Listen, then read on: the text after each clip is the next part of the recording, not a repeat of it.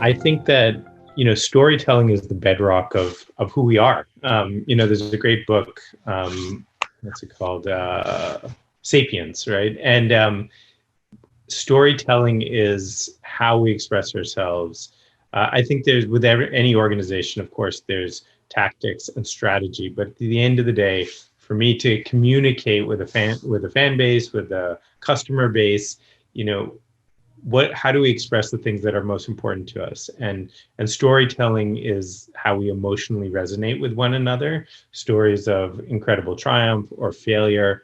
So as a storyteller, I mean, we live in a time when there's endless formats. I used to be a long form documentarian, but now there's long form, short form, mid form, there's social content. There's so many different ways of communicating, but ultimately storytelling is about great character building, about structure, and so I think it's an art form, and I think it's something that's really important as you build in an organization, as you figure out how to create that communication thread with your audience base.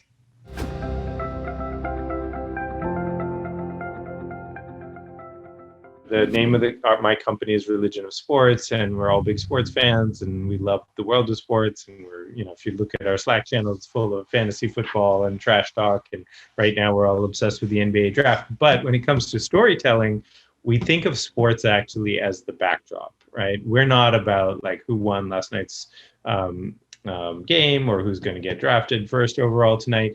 It's really about the great thing about sports is sports are mythic. Sports are about human potential, or, like I said before, failure and recovering and resilience and stuff like that. So our process is always like, as we start to approach, talk with someone, a character, or really sort of find that story, it's like, what's the bigger story? Like, what are we using the lens of sports to say? What is the broader lesson that we want to communicate, with the bigger story? And I think we spend a lot of time on that, like on the ideation front. In my company, we sort of think of ourselves as film or storytelling snobs. Everybody has, a camera in their hands now. And I think, for us, it's less, there's a version where you just roll cameras and that's a reality show. But I think the snobs in us think, no, but there has to be an underlying intent. Like, what's the purpose of telling this story? Anybody can sort of take a video of themselves and put it on social media now.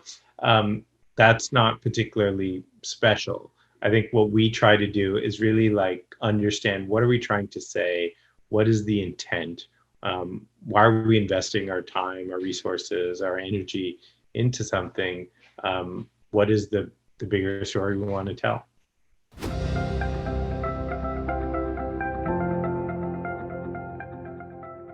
I don't want to be too presumptuous here, but I will say, as a parent, right, the reason we put our kids in sports programs is not because we necessarily, and I would hope this is the case with most parents, think that they're going to become the next LeBron James or Tom Brady or Serena Williams. It's because of what sports teaches them, what sports programs, it's teams. When it comes to team sports, it's about being part of something greater than yourself. It's about being accountable to your teammates.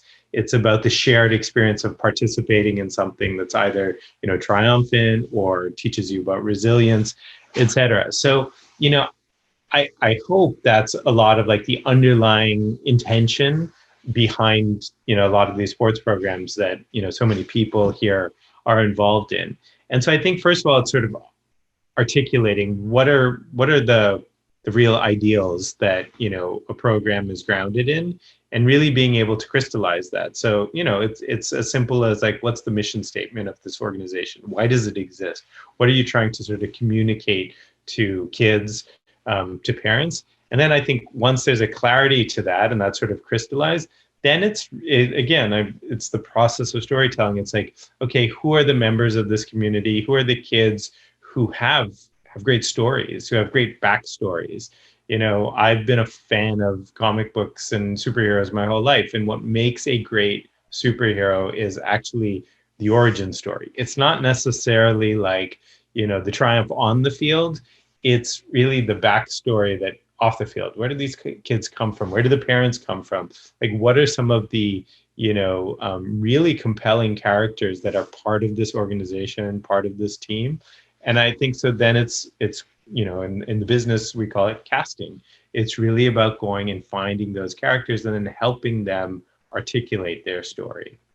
So it's a process, and good storytelling doesn't necessarily come easy. But I think it starts with, again, what's the intent?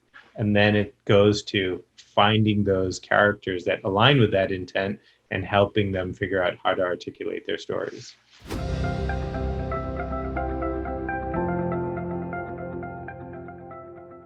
Like a big part of my creative process, which I'm always trying to communicate to my colleagues, is um, the absence of things to do drives creativity. Creativity comes from space. And so, what I would encourage people to do is to watch movies, to read, to find that sort of creative stimulation, and sometimes that just happens. I think a lot of people probably have had the experience of, going on a run, and sort of achieving a sense of clarity. And from that clarity comes some sort of inspiration.